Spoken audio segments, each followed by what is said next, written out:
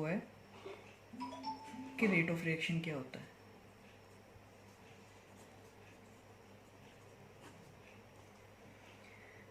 जैसे कि हम +1 में पढ़ चुके हैं कि किसी भी रिएक्शन में क्या होता है जनरली कि रिएक्टेंट एक दूसरे से रिएक्ट करते हैं और क्या बनाते हैं, प्रोडक्ट। किसी भी रिएक्शन में रिएक्टेंट एक दूसरे से रिएक्ट करेंगे और प्रोडक्ट बनाएंगे। मान लीजिए कि मैं कोई एग्जांपल लेता हूँ इसकी, कि ए मान लो बी से रिएक्ट कर रहा है और कोई प्रोडक्ट बना रहा है सी। इसका मतलब है कि ए और बी लगातार एक दूसरे से कंबाइन होंगे और सी कोई जनरेट करेंगे। नॉर्मली रिएक्शन में क्या होता है कि जो रिएक्टेंट होते हैं वो एक दूसरे से रिएक्ट करने के कारण उसकी कॉन्सेंट्रेशन जो होती है वो क्या होती है, डिक्रीज।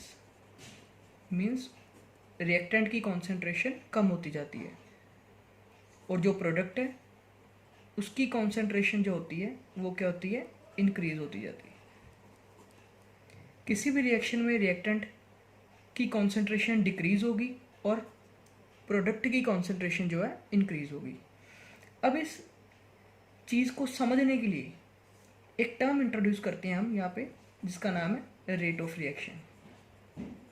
रेट ऑफ रिएक्शन का मतलब क्या होता है कि किसी रिएक्शन, एक्चुअली रेट का मतलब जो है बेसिकली वो डिस्क्राइब करता है स्पीड को, कि किसी रिएक्शन के अंदर, किसी रिएक्शन में रिएक्टेंट के रिएक्ट होने की स्पीड कितनी है, और यहाँ ऐसे कह सकते हैं कि किसी रिएक्शन में प्रोडक्ट के बनने की स्पीड कितनी है। इस चीज़ को हम बोलेंगे रेट ऑफ रिएक्शन।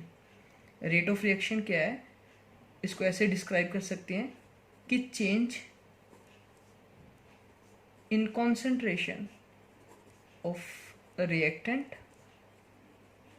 या फिर प्रोडक्ट, क्योंकि जितना रिएक्टेंट चेंज होगा उतना ही प्रोडक्ट चेंज होगा, क्योंकि अगर ये कम हो रहा है तो उतना ही वो बन रहा है। रेट ऑफ रिएक्शन का फॉर्मूला क्या हो गया, change in concentration of reactant या change in concentration of product over time taken. इसको मैं ऐसे डिस्क्राइब कर सकता हूँ कि कितने टाइम में कितनी कॉन्सेंट्रेशन चेंज हो रही है, उसको मैं बोलूँगा रेट ऑफ रिएक्शन। ठीक है, रेट ऑफ रिएक्शन ये हो गया सबसे पहला टॉपिक हमारा। नाउ अभी तक हमने देखा है कि रेट ऑफ रिएक्शन का जो फॉर्मूला है वो है कि change in concentration of reactant और प्रोडक्ट बाय टाइम टेकन। अगर मान लीजिए हमें इसके निकालने हैं यूनिट्स, तो क्या कर सकते हैं, हमें दो चीज़ों के यूनिट्स पता होने चाहिए। एक तो हमें कॉन्सेंट्रेशन के पता होने चाहिए यूनिट्स, और एक टाइम टेकन के। जैसा कि कॉन्सेंट्रेशन का फॉर्मूला जो होता है वो होता है number of moles per unit volume. Number of moles per unit volume means moles per litre. Concentration के यूनिट्स हो गए मोल पर लीटर। टाइम के यूनिट क्या आते हैं, सेकेंड।